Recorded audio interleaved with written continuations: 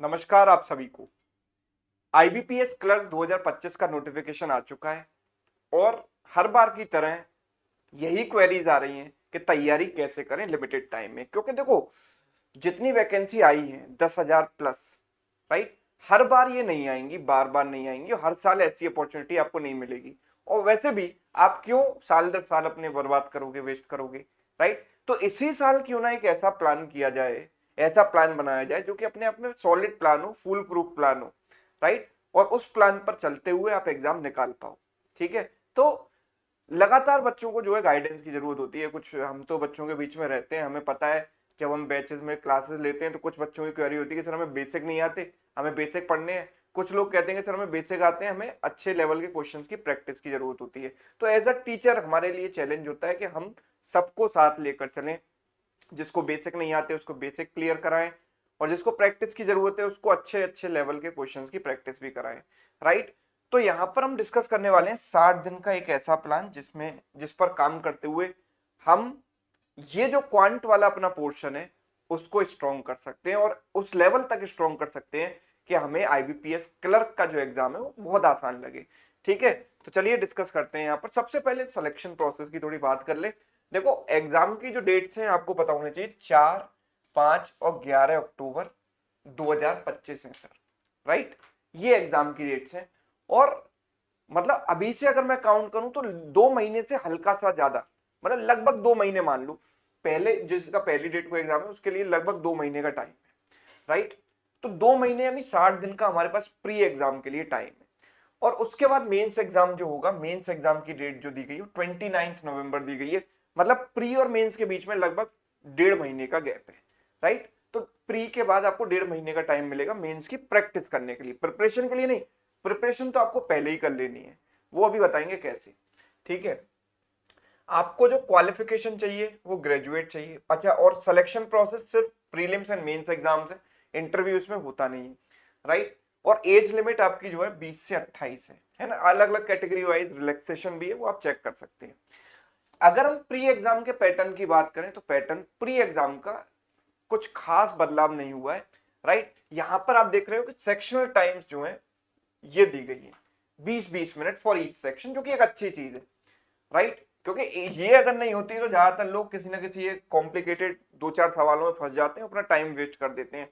तो sectional time से at least ये तो फायदा होता है कि आप ट्रैक कर सकते हो कि मैंने 20 ही मिनट क्वांट को दिए, 20 इंग्लिश को और 20 रीजनिंग को, तो this is a good thing. तो 1 घंटे का पेपर है, आपको पता है इंग्लिश का 30 नंबर और यहाँ पर 35 नंबर क्वांट और 35 नंबर रीजनिंग, जो कि लगातार कई सालों से चला आ रहा है, वही पैटर्न है।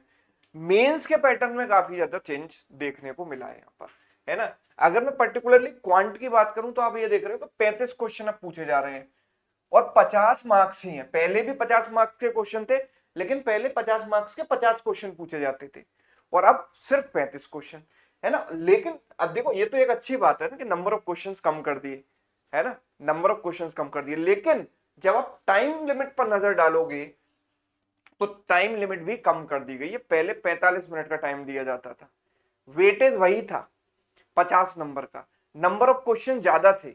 अब नंबर ऑफ क्वेश्चन ज्यादा होने से फायदा यह है कि आपके पास चॉइसेस ज्यादा होती हैं, राइट। अगर आपको एक क्वेश्चन नहीं आता तो आप दूसरा कर लोगे, ये डीआई नहीं आया तो वो वाला डीआई कर लिया। अब जब सवाल ही 35 हैं, तो जब 35 सवाल हैं तो उनमें आपके पास चॉइसेस कम हैं, क्वेश्चन ज्यादा आप स्किप नहीं कर पाओगे, राइट। आपको करने ही पड़ेंगे, है ना, क्योंकि वेटेज अभी भी उतना ही है जितना पहले था। खैर, ये इस पर इतना ज्यादा सोचने की आपको जरूरत नहीं है ना। अगर आप अपना बेस्ट लेकर चलते हो, बेस्ट परफॉर्म करते हो, तो यहां पर भी आप अच्छा परफॉर्म कर सकते हो। तो ज्यादा इन चीजों में दिमाग नहीं लगाना, जो पैटर्न है उसके अकॉर्डिंग हम चलेंगे। अच्छा, अगर मैं प्री एग्जाम के पैटर्न की बात करूं, देखो मेंस एग्जाम में तो थोड़ा थोड़ा चेंज हुआ है यहाँ पर। तो अभी मेंस का डिस्ट्रीब्यूशन क्या रहेगा, एग्जाम में कितने क्वेश्चन किस एरिया से आएंगे, वो अभी कह पाना थोड़ा सा मुश्किल है। लास्ट ईयर की बात करें तो डीआई आता है, अरिथमेटिक आता है, रॉन्ग नंबर सीरीज के सवाल पूछ लिए जाते हैं, है ना। क्वाड्रेटिक एल्जेब्रा वगैरह के सवाल पूछ लिए जाते हैं, यही सब रहता है मेनली। जो रहता है वो डीआई और अरिथमेटिक ही रहता है। और डीआई भी मेंस एग्जाम की मैं बात कर रहा हूँ, जो मेंस एग्जाम का जो डीआई है क्लर्क मेंस का, वो ठीक ठाक लेवल का रहता है, मॉडरेट, बहुत ज्यादा टफ नहीं होता। मतलब ऐसा नहीं कि आप सवाल को डिकोड ही नहीं कर पाए कि ये पूछा क्या जा रहा है। जैसे कई बार एसबीआई पीओ मेंस में होता है ना कि सवाल ही समझ में नहीं आया, ऐसी सिचुएशन आपको क्लर्क मेंस में नहीं आती, वो आप आराम से समझ सकते हो, है ना। थोड़ी बहुत बेसिक कैलकुलेशन आपको करनी पड़ती है, चीजों को रिलेट करना पड़ता है और आराम से बन जाता है।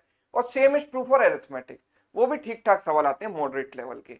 लेकिन अब जो पेपर का डिस्ट्रीब्यूशन होगा वो किस तरीके से होगा वो थोड़ी देखने वाली बात है, लेकिन आएंगी चीजें वही। अच्छा, प्री एग्जाम के पैटर्न की बात करें तो बड़ा दिलचस्प है। यहाँ पर देखो, डीआई के सिर्फ 5 सवाल ज्यादातर शिफ्ट में पूछे जाते हैं, मतलब एक सेट, है ना। यहाँ पर जो मेजर पार्ट कवर हो रहा है वो आपका स्पीड मैथ से कवर हो रहा है। अकेले सिंप्लीफिकेशन से ही कई बार 10-10, 15-15 क्वेश्चन पूछ लिए जाते हैं, है ना। 10 से तो ऊपर ही आते हैं ज्यादातर शिफ्ट में, है ना। नंबर सीरीज के 5 क्वेश्चन, है ना। तो सब समझ लो कि आप लगभग आधा पेपर तो इन्होंने ही कवर कर दिया। बाकी अरिथमेटिक के 10 से 12 easy question, easy to moderate, 2-4 question moderate होंगे, बाकी सब आसानी होंगे। और डीआई के 5 सवाल जो कि इजी लेवल के होते हैं, राइट। इसलिए प्री एग्जाम की कट ऑफ भी हाई फाई जाती है, कई कई स्टेट में 80-80 से ऊपर जाती है, राइट। तो ठीक है, हम इनको कर सकते हैं, बस यहाँ पर जो खास ध्यान देना है वो स्पीड पर देना है, स्पीड एंड एक्यूरेसी पर, कि स्पीड के चक्कर में हमारे गलत ना हो जाए, ठीक है। तो इसको ध्यान देकर हम जो है प्री एग्जाम निकाल सकते हैं आराम से। अब हम बात करते हैं कि सर हमें क्या क्या करना है इन 60 दिनों में, राइट। इन 60 दिनों में हमको कंप्लीट स्टडी करनी है। कंप्लीट स्टडी का मतलब कि सिर्फ ये नहीं, देखो ज्यादातर बच्चे कहते हैं मेंसुरेशन छोड़ दूं, परमुटेशन कॉम्बिनेशन छोड़ दूं, सर ये समझ नहीं आ रहा, क्या इसको छोड़ने से काम बन जाएगा? एक भी टॉपिक आपको नहीं छोड़ना है। क्यों? क्योंकि जब हम प्री एग्जाम की बात करते हो, जब इतनी हाई कट ऑफ जाती है, तो आप एक भी टॉपिक का रिस्क नहीं ले सकते। रिस्क ले रहे हो मतलब आप साल बर्बाद कर रहे हो। फिर बता रहा हूं कि 10,000 प्लस वैकेंसी हर साल नहीं आने वाली, राइट। ये गोल्डन अपॉर्चुनिटी है आपके लिए। तो यहां पर एक भी टॉपिक का रिस्क आपको नहीं लेना। मैं क्वांट की अभी बात कर रहा हूं, same is true for every subject, कुछ भी नहीं छोड़ना। तो सारी चीजें इफेक्टिव तरीके से कवर हो जाएं, किस सीक्वेंस में कवर होंगी उसी की बात अभी मैं करने वाला हूं यहां पर। तो सबसे पहले देखो, स्टडी प्लान की अगर हम बात करें तो 60 महीने हमारे पास अभी प्री के लिए हैं और 1.5 महीने मेंस के लिए हैं। जब हम कोई भी टॉपिक पढ़ते हैं, देखो 3 चीजें हैं, स्पीड मैथ्स, अरिथमेटिक और डीआई, इन्हीं पर हमको ध्यान देना है। कोई भी टॉपिक पढ़ते हैं तो कोई भी टॉपिक हमें पूरा पढ़ना है और एक भी टॉपिक छोड़ना नहीं है, इस बात का खास ध्यान रखें। क्योंकि होता क्या है, देखो मैं बताऊं, आपने सपोज पीएनसी छोड़ दिया, प्रोबेबिलिटी छोड़ दिया, मेंसुरेशन छोड़ दिया, आपने 3 टॉपिक छोड़ दिए। आप करके गए बहुत पॉपुलर वाले topic, time, speed, distance, time and work, ये सारी चीजें। अब जो पॉपुलर वाले टॉपिक हैं उनसे आ गया मुश्किल सवाल जो आपसे नहीं बना, राइट। और जो जो टॉपिक ज्यादातर लोग छोड़ देते हैं, जिनको यूजुअली थोड़ा टफ माना जाता है, पीएनसी, प्रोबेबिलिटी, है ना, इनसे आ गया सिंपल सवाल, एकदम बेसिक सिलेक्शन वाला या बेसिक अरेंजमेंट वाला क्वेश्चन आ गया। तो शायद अगर आपने थोड़े बहुत बेसिक उनके पढ़े होते तो शायद आप उन सवालों को कर सकते थे, है ना। तो कोई भी टॉपिक आपको छोड़ना नहीं है, क्योंकि कब सिंपल क्वेश्चन किस टॉपिक से आ जाए आपको नहीं पता, वो आपके लिए एक अपॉर्चुनिटी का काम करेगा पेपर में, राइट। तो do not leave any topic of arithmetic, सारे के सारे कवर करने। कौन कौन से टॉपिक्स हैं जो हमें कवर करने हैं उसकी अभी हम चर्चा करेंगे आगे। डेली आपको अभी 2 महीने तक 3 घंटे जो है फोकस करना है। अब देखो 3 घंटे में सिर्फ एक ही एग्जाम को आप टारगेट नहीं कर रहे हो, आगे आईबीपीएस पीओ का तो आ ही गया, चलो एग्जाम, आरआरबी का एग्जाम आने वाला है, एसबीआई क्लर्क का भी आएगा, आईबीपीएस क्लर्क का तो ये है ना। तो जब आप 3 घंटे दे रहे हो तो इसका मतलब आप सारे एग्जाम्स की तैयारी करते चल रहे हो। क्लर्क के लिए कुछ अलग से तैयारी नहीं होती है। जब आप पीओ के लिए पढ़ते हो तो सारे कॉन्सेप्ट वही पढ़ते हो जो क्लर्क में भी पूछे जाते हैं, राइट। तो सभी एग्जाम की तैयारी आपको एक साथ करनी है। तो लगभग 3 घंटे आप डेली क्वांट को दीजिए। ये मैं पहले भी बोल चुका हूं, फिर बोल रहा हूं कि 3 घंटे आपको देने हैं। इनमें आपको क्या क्या कवर करना है, 3 घंटे का डिस्ट्रीब्यूशन रहेगा, जिसमें सबसे पहले आप कॉन्सेप्ट स्टडी करोगे और उनकी प्रैक्टिस करोगे। जैसे आज मैंने टॉपिक पढ़ा पाइप्स एंड सिस्टम्स, राइट। तो वो मैंने कॉन्सेप्ट पढ़ लिया, उनकी प्रैक्टिस करी और इसके लिए मुझे लगा लगभग 1 से सवा घंटा। उसके बाद जो भी टॉपिक मैंने पढ़ा है उसकी प्रैक्टिस करनी है। भाई ये कॉन्सेप्ट स्टडी प्रैक्टिस का मतलब है जो आप क्लास में पढ़ रहे हो, क्लास में जो सर आपको करा रहे हैं, मैम करा रही है, जो प्रैक्टिस आपको करा रही है वो क्वेश्चन। उसके अलावा अपने क्वेश्चंस की भी तो प्रैक्टिस करोगे, सेल्फ स्टडी भी तो करोगे उस टॉपिक की। वो फिर तीसरी चीज आपको जो करनी है कि वो टॉपिक जो आज आपने पढ़ा है उसका सेक्शनल मॉक जरूर देना है। तभी आपको आइडिया लगेगा कि आपने उस टॉपिक में कितना सीखा, कितने कॉन्सेप्ट आपके वहां पर क्लियर हुए, कितने नहीं हुए, है ना। तो सेक्शनल मॉक आपको जरूर देना है उस टॉपिक का। स्पीड मैथ्स में बहुत ज्यादा ध्यान नहीं देना है आपको, मतलब बहुत ज्यादा का मतलब कि ऐसा नहीं कि हम स्पीड मैथ्स के भरोसे, सर ने कहा था कि प्री एग्जाम में आधा पेपर स्पीड मैथ्स का ही आता है, तो क्यों ना मैं इसी को ध्यान दूं, और इसमें मजा भी आ रहा है, सर आसानी से सवाल बन जाते हैं, और जो आसानी से बन जाते हैं उनमें तो मजा आना पक्का है, तो मजा आ गया तो फिर मैं इसी को क्यों ना करूं, है ना, और मुझे मन में भी एक सेटिस्फेक्शन रहेगा कि हाँ मैं पढ़ रहा हूँ क्वांट ना। तो इसीलिए बहुत ज्यादा स्पीड मैथ्स को ध्यान नहीं देते, बिकॉज अगर आप इस पर ज्यादा ध्यान देते हो ना कहीं आप एरिथमेटिक और डीआई से कॉम्प्रोमाइज करते हो, जो कि बिल्कुल नहीं करना है। तो स्पीड मैथ्स को आपको डेली 10 ही मिनट प्रैक्टिस करना है।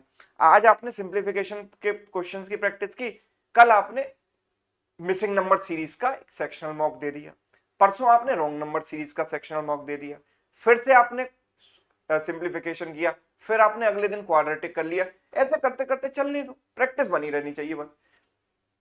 आखिरी के एक मंथ में डेली 1 प्री मॉक आपको देना ही है। आखिरी का एक मंथ मतलब सितंबर, है ना, सितंबर के मंथ में आपको डेली एक प्री मॉक देना है और इसकी एनालिसिस करनी है, बिकॉज मॉक दिए बिना आप एग्जाम नहीं निकाल पाओगे, है ना। मैं ये नहीं कह रहा कि आप डे 1 से ही मॉक स्टार्ट कर दो, मैं ये कह रहा हूं कि जब आखिरी का एक महीने चल रहा होगा तो आपका लगभग 60% सिलेबस कंप्लीट हो चुका होगा, 50-60%, और तब आप मॉक देने के लायक हो, है ना।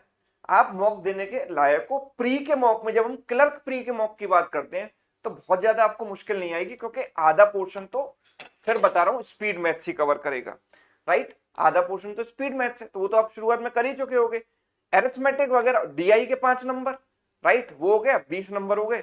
अब बाकी बचे 12-13 नंबर एरिथमेटिक के आते हैं, जिनमें से कि आप 50-60% पोर्शन अगर कवर कर लेते हो, मेजर मेजर चैप्टर अगर शुरुआत में कवर कर लेते हो, तो आप वो भी आराम से दे सकते हो। तो मतलब आखिरी के एक महीने में आप कैपेबल हो मॉक देने के लिए, और डेली आपको एक मॉक देना, और सिर्फ मॉक देकर भूल नहीं जाना है। आज की दुनिया में ऑनलाइन कंपनीज इतने सारे मॉक आपको दे रही हैं, अनलिमिटेड एक्सेस ले लो, 500 रुपए में, 1000 रुपए में, 2000 रुपए में। और जब बच्चे को अनलिमिटेड मिल जाती है ना एक्सेस, तो फिर वो चीजों की कदर नहीं करता। कदर कैसे नहीं करता कि सर मेरे पास तो ये सारे के सारे अनलॉक पड़े हैं मॉक, मेरे पास 50 मॉक अनलॉक पड़े हैं, तो मैं इनको दूंगा या इनकी एनालिसिस में टाइम वेस्ट करूंगा। भाई ये एनालिसिस करना टाइम वेस्ट नहीं है। आप 50 में से सिर्फ 15 दोगे तो भी चलेगा, 20 दोगे तो भी चलेगा, लेकिन उनकी प्रॉपर एनालिसिस करना जरूरी है कि आपने जब मॉक दे दिया तो उसको पूरा सॉल्व करना है ना। जो जो डाउट आते हैं वो डिस्कस करने हैं स्टडी ग्रुप्स में या अपने टीचर से, है ना। और ये देखना है कि कौन से एरिया मेरा वीक था, कौन सा एरिया मैं नहीं कर पाया, कौन से क्वेश्चंस मैं करता तो मेरे मार्क्स अच्छे आ जाते जहां तक मैं पहुंच ही नहीं पाया, राइट। सारे क्वेश्चंस को आपको इंश्योर करना है कि मैं सारे क्वेश्चन सर देखे हैं, स्कैन किए हैं। मैंने कोई क्वेश्चन छोड़ा है तो अपनी मर्जी से छोड़ा है, इसलिए नहीं छोड़ा क्योंकि मैं वहां तक पहुंच ही नहीं पाया, मैं 2-4 टफ सवालों में फंस के रह गया, है ना। तो यही चीजें तो आप सीखोगे, एनालिसिस का मतलब यही है, राइट। तो ये जरूर करना है। अच्छा, after pre exam practice at least 20 mains mocks. जब प्री हो जाएगा तो आपको विद इन 1.5 मंथ्स की जो ड्यूरेशन मेंस के लिए मिलेगी, उसमें 20 मेंस के मॉक्स देने ही देने हैं, अपार्ट फ्रॉम सेल्फ स्टडी। जो आप प्रैक्टिस करेंगे मेंस के क्वेश्चंस की वो तो अलग ही है, उसके अलावा 20 मेंस के मॉक्स भी देने हैं with in 1.5 months with complete analysis. ठीक है, उस 1.5 महीने में कंप्लीट एनालिसिस के साथ 20 मेंस के मॉक्स भी देंगे। तो मेंस की बात तो हम लगातार करते रहेंगे क्योंकि अभी इसमें टाइम है, ठीक है। आप अभी इन 2 महीनों में क्या करना है प्री एग्जाम से पहले, उस पर फोकस करो, राइट। बीच में मैं ये भी जानकारी दे दूं कि जो भी बच्चा फाउंडेशन से बेसिक से पढ़ना चाहता है, तो हमारा जो आधार फाउंडेशन बैच है वो 6 तारीख से स्टार्ट हो रहा है सर, है ना। टीम एवीपी आप जानते हो, मैं तो नया जुड़ा हूं, लेकिन पुनीत सर को आप जानते हो, विशाल सर, अभिजीत सर को आप जानते हो, है ना। सिलेक्शन देने में कोई तोड़ ही नहीं है, राइट। कितने सारे इंटरव्यू आप देख चुके हो, सैकड़ों इंटरव्यू चैनल पे देख चुके हो, सैकड़ों शॉर्ट्स देख चुके हो, बच्चों का रेस्पॉन्स आप देख चुके हो कि कैसे उनकी सिलेक्शन में सर ने अपना जो है रोल प्ले किया है। तो ये जो टीम है ये आपको पढ़ा रही है ना। साथ में मैं यहाँ पर क्वांट पढ़ा रहा हूँ। 11:30 बजे मेरी क्लास हुआ करेगी, 1 बजे अभिजीत सर की, विशाल सर की 3 बजे, और 6 बजे पुनीत सर की क्लास, है ना। तो आपको कंप्लीट एक्सेस यहाँ पर मिल जाएगा तैयारी करने के लिए। फाउंडेशन बैच है, मतलब सारी चीजें बेसिक से हाई लेवल कवर की जाएंगी, टॉपिक बाय टॉपिक हम चलेंगे। किस सीक्वेंस में चलेंगे वो भी मैं आपको बता देता हूं। तो ये तो आपको अनअकैडमी सब्सक्रिप्शन में मिल जाएगा, अनअकैडमी सब्सक्रिप्शन की बात मैं एंड में करूंगा, ठीक है। अब इस कोर्स में हम किस तरीके से कवर करने वाले हैं, देखो 2 चीजें हैं मेरे पास। मेरे पास आप तक अपनी बात पहुंचाने के दो रास्ते हैं, है ना, आपको पढ़ाने के दो तरीके हैं। एक तो है भाई, एक तो है हमारा यूट्यूब, है ना, यूट्यूब पर डेली मेरी क्लास होती है 6 बजे शाम को। रीजनिंग की क्लास होती है रात को 10 बजे पुनीत सर की, और इंग्लिश की क्लास होती है 5 बजे। करंट अफेयर तो डेली चलता ही है, आप जानते हो, सुबह, राइट, एडिटोरियल भी चलता है। तो यूट्यूब के थ्रू तो हमारी टीम पूरी तरीके से डेडिकेटेड काम करती है, राइट। रेगुलर क्लासेस होती हैं, अच्छा अच्छा कंटेंट आप तक पहुंचाया जाता है। 6 बजे क्वांट की क्लास होती है ना। इस क्वांट की क्लास में रेगुलर बेसिस पर हम बढ़िया से बढ़िया जो अपडेटेड कंटेंट है वो आप तक पहुंचाने की कोशिश करते हैं, है ना। उसके अलावा जो पेड क्लास हुआ करेगी इस बैच की, वो 11:30 AM पर क्वांट की क्लास हुआ करेगी, है ना। अब उस क्लास में हम किस तरीके से सीक्वेंस में पढ़ेंगे चीजें, वो मैं बता रहा हूं, है ना। सबसे पहले हम, और आप भी अगर कहीं पढ़ रहे हो ना, आप सेल्फ स्टडी से कवर कर रहे हो या कहीं से भी पढ़ रहे हो, है ना, आपको इस सीक्वेंस में टॉपिक्स पढ़ने चाहिए, क्योंकि इस सीक्वेंस में पढ़ने से आपको मैक्सिमम आउटपुट मिलने वाला है ना। क्यों मिलने वाला है, क्यों सीक्वेंस इंपॉर्टेंट है, मैं आपको एक सिंपल सा एग्जांपल देता हूं। मैंने एक बार ये एक्सपेरिमेंट किया था, मैंने एक बार मिक्सचर एंड एलिगेशन से पहले कई सारे अलग अलग टॉपिक पढ़ा दिए थे, है ना। जैसे टाइम स्पीड डिस्टेंस पढ़ा दिया, ठीक है। तो टाइम, उसमें छोटी छोटी ये प्रॉब्लम आई, है ना, और ये मैंने सीखा, और ये मेरी एक लर्निंग है कि टाइम स्पीड डिस्टेंस का कोई सवाल, सपोज एवरेज स्पीड का क्वेश्चन, एलिगेशन मेथड से हो सकता था, है ना। तो हुआ क्या कि क्योंकि बच्चे ने मिक्सचर एलिगेशन नहीं पढ़ा था, तो वो एलिगेशन वहां पर नहीं लगा पा रहा है। तो मुझे क्या करना पड़ रहा है कि बीच में एलिगेशन बार बार सिखाना पड़ रहा है। टाइम एंड वर्क में भी मुझे लगाना पड़ेगा, तो मुझे सिखाना पड़ेगा, बच्चे को बताना पड़ेगा कि एलिगेशन होता है। क्यों? क्योंकि पहले से उसने एलिगेशन नहीं पढ़ रखा। अगर पहले उसने मिक्सचर का टॉपिक पढ़ा होता, एलिगेशन पढ़ा होता, तो वो खुद ही लगा लेता, आपको बताने की भी जरूरत नहीं थी, राइट। और उससे मैक्सिमम आउटपुट निकल कर आता है। तो इसलिए सीक्वेंस बहुत जरूरी है। अगर आप रेशियो एंड प्रोपोर्शन से पहले पार्टनरशिप पढ़ लोगे तो कुछ समझ नहीं आने वाला, क्योंकि पार्टनरशिप का कॉन्सेप्ट भी पूरा ज्वाइंट वेरिएशन पर बेस्ड है, राइट। रेशियो प्रोपोर्शन से पहले एजेस पढ़ लोगे, कुछ समझ नहीं आने वाला। परसेंटेज से पहले सिंपल इंटरेस्ट कंपाउंड इंटरेस्ट पढ़ोगे तो क्या ही फायदा है, राइट। तो इसीलिए सीक्वेंस जरूरी है, ध्यान से समझो। सबसे पहले हमें पढ़ना चाहिए कैलकुलेशन ट्रिक्स। आधार बैच में हम ऐसे ही पढ़ने वाले हैं, यही सीक्वेंस फॉलो होने वाला है। Percentage to fraction conversion, BODMAS, addition, subtraction, multiplication, division tricks, ये सारी चीजें आपको आनी चाहिए। ये हम यूट्यूब पर भी अभी 6 घंटे की पूरी मैराथन क्लास ली थी, आपने नहीं देखी तो आपको देखनी चाहिए। वो सारी ट्रिक्स एक ही क्लास में कवर कर दी गई हैं। उसके बाद इनका एप्लीकेशन होता है सर सिंप्लीफिकेशन में, अप्रोक्सीमेशन में, ठीक है। सिंप्लीफिकेशन अप्रोक्सीमेशन के क्वेश्चन जो सवाल एग्जाम में पूछे जाते हैं वो एग्जाम ओरिएंटेड क्वेश्चन हमको करने पड़ेंगे, राइट। अप्रोक्सीमेशन एक स्टेप आगे होता है सिंप्लीफिकेशन से। वहां पर आपको एग्जैक्ट वैल्यू, जैसे स्क्वायर रूट के अंदर कोई वैल्यू दी गई है तो परफेक्ट स्क्वायर है, लेकिन यहां पर जो वैल्यू दी जाएगी वो परफेक्ट स्क्वायर नहीं होगी। तो आपको कुछ कुछ स्क्वायर्स, क्यूब्स याद होने चाहिए, अंदाजे से निकालना आना चाहिए कि इतना, ये जो 4 डिजिट का नंबर है वो किसका स्क्वायर है, राइट। ये सारी चीजें तो एक स्टेप आगे है। उसके बाद आती है missing number series, pattern identification. Series को देखते ही मुझे पता चलना चाहिए कि इसमें क्या पैटर्न होगा, मल्टीप्लिकेशन है, एडिशन है, स्क्वायर, क्यूब का लॉजिक है, क्या है। तो इसमें sufficient number of practice questions हमको करने चाहिए। उसके बाद आता है रॉन्ग नंबर सीरीज, और उसके बाद हम स्टार्ट करते हैं अरिथमेटिक, जिसमें सबसे पहले हम पढ़ते हैं रेशियो एंड प्रोपोर्शन, जो कि फाउंडेशन है, जो कि basic, we can say this is the backbone of complete arithmetic, ratio and percentage, है ना। इन पर जिसकी कमांड नहीं है वो कुछ नहीं कर पाएगा अरिथमेटिक में। तो सबसे पहले हमको रेशियो पढ़ना है। All basics and properties along with methods to avoid x in the question such as cross multiplication approach, ratio balancing approach etcetera. ये सारी चीजें हमें सीखनी पड़ेंगी ताकि आगे आने वाले चैप्टर्स में हम इफेक्टिवली सॉल्व कर पाए, सवालों को शॉर्टेस्ट मेथड के साथ सॉल्व कर पाए। तो ये शुरुआत में ही सारी टेक्निक हमको सीख लेनी है, राइट। एजेस की बात करें तो ages is just a concept, application of concept of ratio and proportion. तो इसके तुरंत बाद हमको एजेस पढ़ना चाहिए, इसके तुरंत बाद हमको पार्टनरशिप पढ़ना चाहिए, उसके बाद हमको मिक्सचर एलिगेशन पढ़ना चाहिए, क्योंकि मिक्सचर एलिगेशन में कुछ चीजें हम ऐसी पढ़ते हैं ना जो कि यूनिवर्सली सब जगह अप्लाई होती हैं, जैसे कि वेटेड एवरेज का कॉन्सेप्ट, वेटेड एवरेज का कॉन्सेप्ट और एलिगेशन का कॉन्सेप्ट। और इसके अलावा सारी चीजें हम पढ़ते हैं, removal, replacement, ratio method based mixture के क्वेश्चंस, ये सारी चीजें हम यहाँ पर कवर कर लेंगे। और मैं ये मानता हूं कि बैंकिंग एग्जाम्स के लिहाज से mixture allegation top most priority आपका होना चाहिए, क्योंकि यहां से बहुत सवाल पूछे जाते हैं, है ना, और बहुत डेप्थ में ये पूछा जाता है बैंकिंग एग्जाम्स में, तो ये आपको बहुत ढंग से आना चाहिए, है ना। तो सबसे पहले मोस्ट इंपॉर्टेंट टॉपिक्स आपको कवर करने हैं, वो भी प्रॉपर सीक्वेंस के साथ। टाइम एंड वर्क, भाई आप रेशियो सीख गए तो टाइम एंड वर्क भी आप सीख जाओगे। क्यों? क्योंकि टाइम एंड वर्क में मेजर जो यूज होता है वो रेशियो मेथड का यूज होता है, इनवर्स वेरिएशन का। Capacity is inversely proportional to time when work is constant, right ना। तो वो टाइम एंड वर्क आप सीखोगे, ऑल्टरनेट डेज का concept, contractor based question, concept of efficiency. उसके बाद pipes and cisterns, time and work का डायरेक्ट एप्लीकेशन है पाइप्स एंड सिस्टम्स, बस छोटा सा एक एक्स्ट्रा चीज होती है नेगेटिव वर्क का कॉन्सेप्ट, वो हम यहाँ पर एक्स्ट्रा सीखते हैं, बाकी सब चीजें सेम है।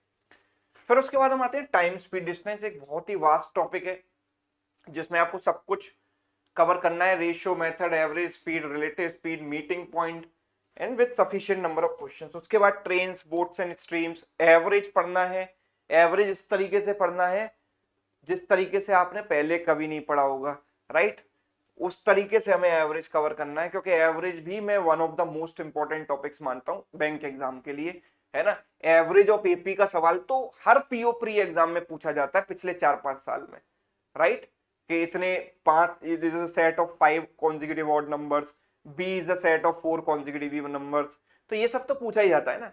तो ये सारी चीजें आपको डिटेल में पढ़नी है। उसके बाद आता है परसेंटेज, और परसेंटेज पर based topic, profit loss, simple interest, compound interest, ये सारा एक वास्ट एरिया है। Percentage, profit loss, SI, CI, है ना, ये पूरा कवर करना है। उसके बाद इंडिपेंडेंट टॉपिक्स जैसे mensuration 2D, mensuration 3D, quadratic equation. अब क्वाड्रेटिक इक्वेशन एक तो प्री एग्जाम में आती है, जिसमें आपको केवल रूट्स निकालने होते हैं फैक्टराइजेशन करके, और रूट्स को कंपेयर करना होता है। लेकिन जब मैं यहाँ क्वाड्रेटिक की बात कर रहा हूं, तो क्वाड्रेटिक का मतलब है कि क्वाड्रेटिक के कॉन्सेप्ट डेप्थ में पढ़ना, all concept, example, sum and product of roots, quadratic formula, discriminant, maxima minima, है ना, फैक्टर मेथड, ये सारी चीजें डिटेल में पढ़नी है। जैसे अदर एग्जाम्स की तैयारी करने वाले लोग पढ़ते हैं, एसएससी वाले पढ़ते हैं, कैट वाले पढ़ते हैं, उसी तरीके से आपको भी पढ़ना है। क्यों? क्योंकि प्री में नहीं आता, मेंस में पूछा जाता है। क्वाड्रेटिक के कॉन्सेप्चुअल क्वेश्चंस मेंस में आते हैं, प्री में तो क्वाड्रेटिक इनइक्वालिटी पूछा जाता है, वो काम तो आपका वैसे ही हो जाएगा, 10 मिनट में सीख जाओगे, है ना। लेकिन ये बड़ा डिटेल में पढ़ना है, क्योंकि मेंस एग्जाम में क्वाड्रेटिक बहुत ज्यादा पूछा जाने लगा है आजकल। फिर क्वाड्रेटिक इनइक्वालिटी, जो कि इसी में आप सीख जाओगे, factor method, sign method, search west coefficient, ये सारी चीजें एक्स्ट्रा पढ़नी है, तो एक क्लास इसके लिए भी डेडिकेटेड चाहिए। उसके बाद हम आते हैं एलजेब्रा। एलजेब्रा की basic identities, direct shortcuts, value putting approach, etcetera, तो एलजेब्रा में ये सब आपको पढ़ना पड़ेगा। फिर नंबर सिस्टम में classification of numbers, LCM, HCF, factors, remainders, unit digit of any power, ये सारी चीजें पढ़नी है। परमुटेशन, कॉम्बिनेशन, प्रोबेबिलिटी के सारे कॉन्सेप्ट हमको कवर करने हैं। फिर उसके बाद आते हैं डेटा इंटरप्रिटेशन एंड केसलेट्स, है ना, उसमें डिटेल में सारे टाइप के सेट्स, पीवाईक्यूज, है ना, ये सब कवर करना है। ये सारी चीजें mock test and practice sessions parallelly हमारे यूट्यूब पर चलती रहेंगी, जो क्लास 6 PM पर मेरी यूट्यूब पर होती है, बैंकर्स वे चैनल, इसी चैनल पर, राइट। तो उसमें तो ये सारी चीजें चलती ही रहेंगी, है ना, जिसमें हम प्रीवियस ईयर पेपर्स करते रहेंगे, variable based arithmetic, DI workshops, ये सब चीजें यूट्यूब पर चलती रहेंगी। तो ये भाई मेरा पूरा स्टडी प्लान है, और ये सीक्वेंस ऑफ टॉपिक्स है जो कि हमारा कवर होगा आधार वाले बैच में। उसके अलावा यूट्यूब पर रेगुलर बेसिस पर आपको अच्छा अच्छा कंटेंट मिलता ही रहेगा। तो कहने का मतलब ये है कि आपको कोई भी चीज छोड़नी नहीं है। इसमें भी अगर एक आध चीज रह गई होगी, अभी मेरे से मिस हो गई होगी, वैसे तो नहीं हुई है, अगर हो भी गई है तो वो सब की सारी चीजें ऐड इसमें कर दी जाएंगी, राइट। तो ये है, तो आपको भी 60 दिन, है ना, ये समझ लो कि आप हिमालय पर तपस्या करने गए हो, राइट। और तपस्या करके जब वापस लौटोगे तो आप कंप्लीटली डिफरेंट होगे, आपके पास एक जॉब होगी, एक नौकरी होगी। 2 महीने में तो नहीं होगी, 3 महीने, 3.5 महीने में होगी, लेकिन 2 महीने में आप पूरी तरीके से चेंज हो चुके होगे। आपके मॉक्स में अच्छे नंबर आने लगे होंगे, राइट। आप प्री एग्जाम के लिए बेहद अच्छे तरीके से तैयार होगे, कुछ कुछ मेंस के लिए भी तैयार हो चुके होगे। उसके बाद मेंस के लिए 1.5 महीना जो और मिलेगा, उसमें तो आप पूरी तरीके से तैयार हो ही जाओगे, राइट। तो ये जो हमारा कंप्लीट बैच है, आधार फाउंडेशन बैच है, इसमें इस तरीके से हम पढ़ने वाले हैं। मैंने आपको पूरा डिटेल में बता दिया, बिल्कुल ट्रांसपेरेंट तरीका है ना। और 6 अगस्त से स्टार्ट हो रहा है, सारे सब्जेक्ट्स इसमें कवर होंगे। तो ये आपको कहां मिलेगा? ये आपको मिलेगा देखो अनअकैडमी सब्सक्रिप्शन पे। देखो निश्चय मेंस बैच भी हमारा स्टार्ट हो रहा है 19 तारीख से।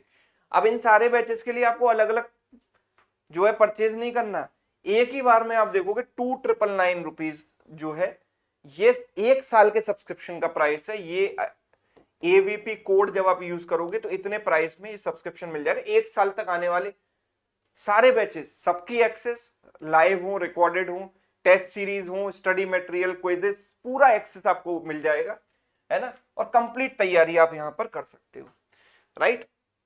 तो ये थी भाई कहानी क्वांट को लेकर, प्रिपरेशन को लेकर। अगर आपका कोई भी डाउट है, कोई भी आपको क्वेरी आ रही है कि सर ये टॉपिक कैसे करें, ये चीज कैसे पढ़ें, बेसिक्स अच्छे नहीं है, या फिर स्टडी मटेरियल कहां से लें, क्या नहीं लें, तो कोई भी आपकी क्वेरी अगर है तो आप कमेंट करके मुझे बताना, मैं डेफिनेटली उनको रेस्पॉन्ड करूंगा, ठीक है। तो ये वीडियो अगर आपको यूजफुल लगा है तो आप इसको लाइक कीजिए, दोस्तों के साथ शेयर कीजिए, राइट। और चैनल पर अगर आप नए हैं तो बेहतरीन खूबसूरत सवालों के लिए, कंटेंट के लिए चैनल को सब्सक्राइब कीजिए। Thank you so much.